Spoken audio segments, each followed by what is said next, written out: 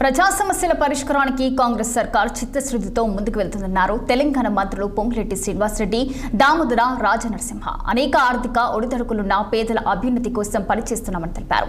సంగారెడ్డి జిల్లా తెల్లాపూర్ మున్సిపాలిటీ కొల్లూరులో పొంగులేటి రాజనరసింహ పర్యటించారు. Double bedroom కాలనీలు, పలు అభివృద్ధి పనులను శంకుస్థాపన చేశారు. నూతన పాఠశాల భవనం, పార్కు నిర్మాణం, శ్మశాన వాటిక నిర్మాణ పనులకు భూమి పూజ చేశారు.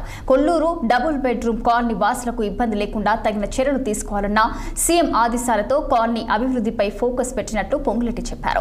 ఈ నెల 10 నుంచి రేషన్ బియ్యాన్ని కాలనీలో అందజేస్తున్నట్లు వెల్లడించారు మంత్రి పొంగులేటి శ్రీనివాసరెడ్డి. చాలా సంతోషం మీతో ఈ సభలో పాల్గొనటం.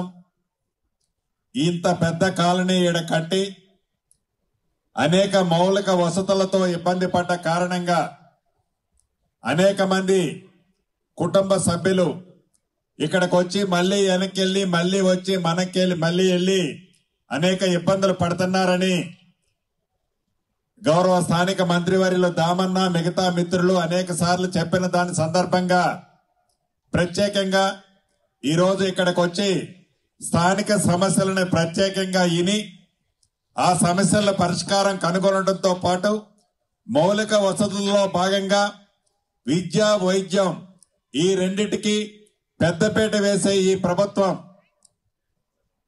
విద్యాశాఖ గౌరవ ముఖ్యమంత్రి గారి దగ్గర ఉంది. వారు కూడా పూర్తిగా స్వేచ్ఛగా గౌరవ దామన్నకి నాకు స్పష్టంగా చెప్పడం జరిగింది. అంత పెద్ద కాలనీ ఆడున్నప్పుడు విద్య పట్ల అక్కడ నివసించే ప్రజలకు ఉండే ఇబ్బందులు, విద్య పట్ల చిన్న ఇబ్బంది కూడా రాకుండా ఉండే విధంగా అన్ని వసతులు ఎలా ఏర్పాటు చేస్తారో క్లియర్ గా ఇన్స్ట్రక్షన్స్ అధికారులకు ఇచ్చి వాటన్నిటినీ శాంక్షన్లు చెప్పమని చెప్పడం జరిగింది. ఈ లోపే గౌరవ కలెక్టర్ గారు చెప్పారు, దాతలు వాళ్ళ సిఎస్ఆర్ ఫండ్స్ నుంచి విఎస్టి యాజమాన్యం హైదరాబాద్ లో నుంచి ఆ సంస్థ నుంచి సుమారు 4 కోట్ల రూపాయలు ఈ కాలనీకి వాళ్ళ సిఎస్ఆర్ ఫండ్స్ ఇచ్చి